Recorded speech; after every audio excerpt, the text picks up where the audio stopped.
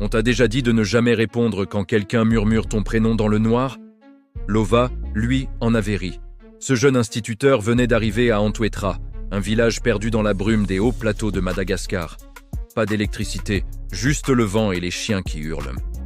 Dès son arrivée, le chef du village l'a prévenu. Après minuit, si tu entends ton nom, n'ouvre pas. Ne réponds pas. C'est l'esprit de la femme noyée. La légende dit qu'elle a été jetée dans le puits derrière l'école. Depuis, elle appelle les étrangers pour les attirer. Cette nuit-là, Lova l'entendit.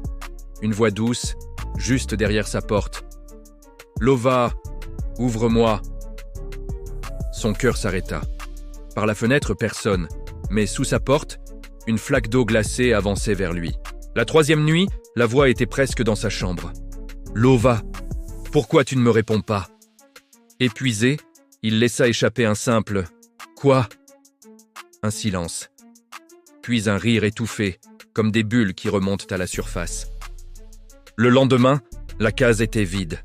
Le lit trempé et des traces de pas mouillés menant tout droit au puits.